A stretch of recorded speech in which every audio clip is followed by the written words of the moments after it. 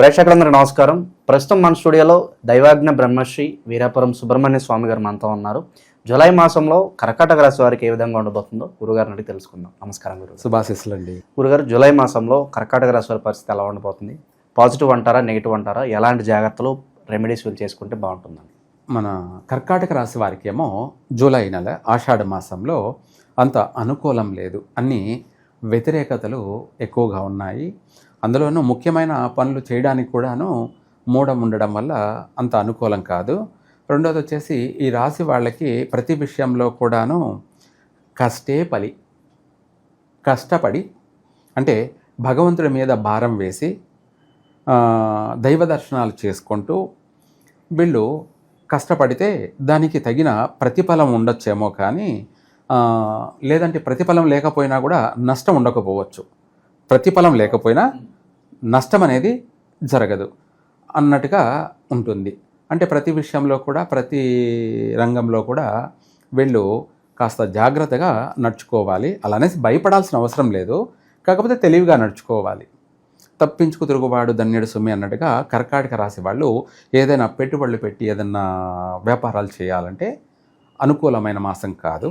కాబట్టి ఈ ఆషాఢ మాసం అనేది మాసవారి ఫలితాల ప్రకారంగా కర్కాటక రాశి వారికి అనుకూలం లేదు. ఒకవేళ చేయాలనుకుంటే శ్రావణ మాసం చేసుకోవచ్చు. ఈ నెలలో మాత్రం పనికిరాదు. నూతన వ్యాపారాలు కావచ్చు, లేదంటే ఏదైనా వాహన ట్రావెల్స్ బిజినెస్ సంబంధించి కావచ్చు, లేదంటే నూతన వాహనం కొనాలనుకున్నా, లేదు స్వగృహం అంటే ఏదైనా కట్టిన ఇల్లు కొనాలన్నా, ఇటువంటివి ఏమైనా సరే చేయకపోవడం మంచిది. ఇంకా చెప్పాలంటే పెళ్లి చూపులు కొత్తగా ప్రారంభం చేసేవాళ్ళు ఈ ఆషాఢ మాసంలో పెళ్లి చూపుల ప్రయత్నాలు కూడా చేయకపోవడం మంచిది.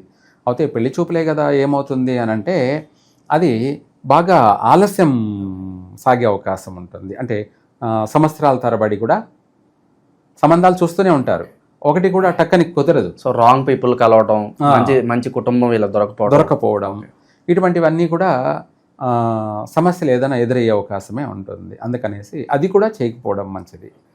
అలాగే ఈ రాశి వారు ఏదైనా సరే ఒక బిజినెస్ పరంగా ఏదైనా ఎవరితోనైనా కలిసి చేయాలనుకున్నా కూడా కర్కాటక రాశి వాళ్ళు మిథున రాశి వాళ్ళతో ఎటువంటి సత్సంబంధాలు పనికిరావు. మిథున రాశి వాళ్ళతో అంటే కర్కాటక రాశి వాళ్ళు మిథున రాశి వాళ్ళను వివాహం చేసుకోవడం కానీ, లేదంటే ఏదన్నా వాళ్ళతో కలిసి ఫ్రెండ్షిప్ చేయడం కానీ, లేదంటే వాళ్ళతో కలిసి ఏదన్నా బిజినెస్ పరంగా వాళ్ళని పార్ట్నర్షిప్ కలుపుకొని చేయడం కానీ, లేదంటే ఏదన్నా వాళ్ళని నమ్ముకోవడం కానీ, మిథున రాశి వాళ్ళని నమ్ముకోవడం కానీ, ఇటువంటివి ఏవైనా సరే కర్కాటక రాశి వాళ్ళు చేయకూడదు. చేసినట్టయితే జీవితకాలం వాళ్ళతో ఇబ్బంది పడాల్సిన పరిస్థితులు వస్తాయి. వాళ్ళ వల్ల నష్టపోయే అవకాశాలు ఎక్కువగా ఉన్నాయి. కాబట్టి కర్కాటక రాశి వాళ్ళు మిథున రాశి వాళ్ళతోటి ఎటువంటి సంబంధాలు పెట్టుకోకూడదు. తర్వాత అది కాకుండా ఈ యొక్క కర్కాటక రాశి వాళ్ళకి పుష్యమాసం అంటే జనవరి నెల, ఈ పుష్యమాసము మామూలుగా అది పండగ మాసం కాబట్టి ఎక్కువ శాతం ఇంపార్టెంట్ పనులు చేయరనుకోండి. అదే కాకుండా ఎటువంటి మెయిన్ ఇంపార్టెంట్ బిజినెస్ పరంగా కానీ, ఏదైనా వాహనాలు కొనడం కానీ, ఇటువంటివైనా కొన్ని ఇంపార్టెంట్ పనులు పుష్యమాసంలో చేయకూడదు. వీళ్లకు ఆ మాసం కూడా ఘాతు మాసం. ఘాతు రాశి మిథున రాశి, అలాగే మాసం కూడా ఘాతు మాసం అంటే ఆపోజిట్, అన్ని విధాల నెగిటివ్ మాసం అన్నమాట. ఇంపార్టెంట్ పనులు చేయకూడదు. ఆ మాసంలో ఏదో ఒక సమస్యలు వీళ్ళకు వస్తూ ఉంటాయి. ఆ సంక్రాంతి పండగ నెలలో ఏదో ఒక సమస్యలు అంటే ఎవరి వల్ల నష్టపోవడం, లేదంటే గమ్మనున్నా కూడా తోవనపోయే సమస్యలు ఇంటి దాకా రావడం, ఇటువంటివి అనేకమైనటువంటి మాట పట్టింపులు కుటుంబ సభ్యులతో కానీ, బయట వాళ్ళతో కానీ, ఆరోగ్యపరంగా కానీ, ఇటువంటి ఏదో ఒక సమస్య అనేది వెంటాడుతూనే ఉంటుంది ఆ మాసంలో.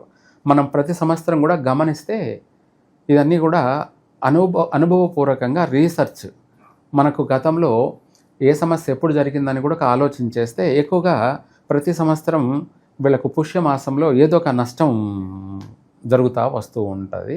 అది చూసుకొని మనం జాగ్రత్తగా నడుచుకోవడం మంచిది.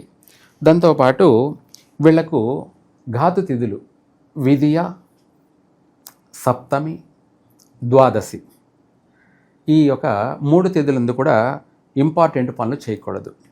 మనకు ఇంగ్లీష్ సంఖ్యాశాస్త్ర ప్రకారంగా మనం ఎలా నెంబర్లు పాటిస్తామో, అంటే అందరూ కూడా ప్రపంచమంతా కూడా ఎలా పాటిస్తారో అదేవిధంగా మన తెలుగు ప్రజలనే కాదు, మన భారతదేశ ప్రజలు ఎవరైనా సరే తిథులను మనము పాటించాలి. అది విదియ, సప్తమి, ద్వాదశి, ఈ 3 తిథులందు ఇంపార్టెంట్ పనులు చేయొద్దు. మిగతా తిథుల్లో కూడా చేసుకోవచ్చు. మిగతా తిథుల్లో అంటే మళ్ళీ అమావాస్య కాకుండా ఇంకా మిగతా ఎటువంటి కార్యక్రమాలైనా కూడా, అంటే జీవితానికి ఇంపార్టెంట్ అయిన విషయాలు.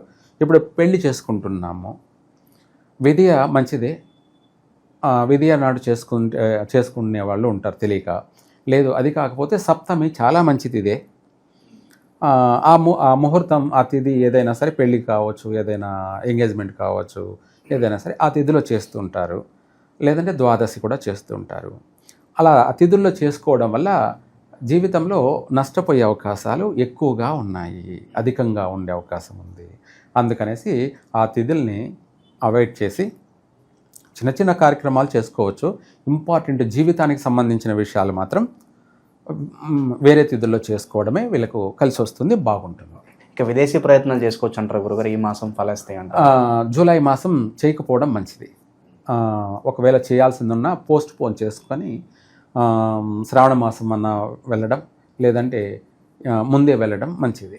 శత్రువులు ఎవరైనా కనిపిస్తున్నారో గురుగారు? నమ్మిన వాళ్ళ వీళ్ళని మోసం చేయడం కావచ్చు, ప్రలోభాలకు గురి చేయడం కావచ్చు, ఇలాంటి పరిస్థితులు కనిపిస్తున్నాయి వాళ్ళకి? వాస్తవంగా మీరు అన్నట్టుగా ఎవరినైనా నమ్ముకోకపోవడం మంచిది. అంటే వీళ్ళ మీద వీళ్ళు సెల్ఫ్ ఇది ఉండాలి. అలాగే ఒకరిని నమ్ముకొని ఏదైనా ముందుకు వెళితే నష్టపోయే అవకాశమే ఉంది, లేదంటే వాళ్ళు మోసం చేసే అవకాశము ఉంది. ఇదే కాకుండా ప్రతి విషయాల్లో కూడా నష్టపోయే అవకాశాలు ఎక్కువ కనపడుతున్నాయి. కాబట్టి జాగ్రత్తగా నడుచుకోవడం మంచిది. ఒక స్త్రీ వల్ల ఏదైనా ఇబ్బందులు కనిపిస్తున్నాయి వీళ్ళకి, ఆవిడ వల్ల ఏమైనా డౌన్ఫాల్ అవడం కానీ ఇలాంటివి ఏమైనా కనిపిస్తున్నాయి గురుగారు? వాస్తవంగా చెప్పాలి అంటే ఈ కర్కాటక రాశి వారికి ఈ మాసవారి కార్యక్రమాల్లో మీరన్న విషయం వాస్తవం. అది జరిగే అవకాశాలే అధికంగా కూడా ఉన్నాయి. అధికంగా అంటే కూడా ఏమిటి అంటే అవి రకరకాలు, అన్నీ చెప్పడానికి కూడా బాగోదండి. అంటే ప్రతి విషయం కూడా చెప్తే ఏమవుతుందంటే కొంతమంది కామెంట్లు చేస్తారు. కాబట్టి ఓవరాల్గా చెప్పడం బెటరు. వాళ్ళ వల్ల అధికంగా నష్టపోయే అవకాశాలు కూడా ఉన్నాయి. ఓకే, ఎలాంటి వ్యాపారాలు వీళ్ళకి బాగా కలిసి వస్తాయి అంటారు? ప్రస్తుతానికైతే ఏ వ్యాపారమైనా చేయకపోవడం మంచిది ఆషాఢ మాసంలో. ఇంకా కావాలంటే వీళ్ళు ఏ దేవుణ్ణి ఆరాధిస్తే, పూజిస్తే వీళ్ళకు బాగుంటుందో చెప్పాలి అంటే శివుణ్ణి ఆరాధించాలి. శివుణ్ణి శివాలయం మనము శనివారము, సోమవారం వీలైతే ప్రతిరోజు వెళ్ళడం మంచిదే. కుదరని పక్షాన సోమవారము, శనివారము శివాలయానికి వెళ్ళి శివుణ్ణి దర్శనం చేసుకోవడమే కాకుండా వీళ్ళు నువ్వులతోటి అభిషేకం, శివుడికి నల్ల నువ్వులతోటి అభిషేకం జరిపించినట్టయితే శత్రు వినాశనం. అలాగే ఇందాక మీరు అన్నారు కదా స్త్రీల వల్ల, వాటి నుంచి కూడా వీళ్ళు బయటపడతారు. అలాగే వీళ్ళని కోర్టు వ్యవహారాలు ఏమైనా పీడిస్తున్నటువంటి సమస్యల నుంచి బయటపడతారు. ఇది మాత్రం ఈ 2 వారాల్లో అలా చేసినట్టయితే వీళ్ళ సర్వకర్మ విమోచన. విశేషంగా దానాది కార్యక్రమాలు ఏదైనా చేసుకోవచ్చా గురువు? ఇంకా ఏకంగా నువ్వులతో శివుడికి అభిషేకం చేసినప్పుడు అన్నీ అదే వర్తిస్తుంది. అటు దానము, అటు అభిషేకము, మొత్తం మీద ఓవరాల్గా ఇందాక చెప్పాను కదా సర్వకర్మ విమోచన.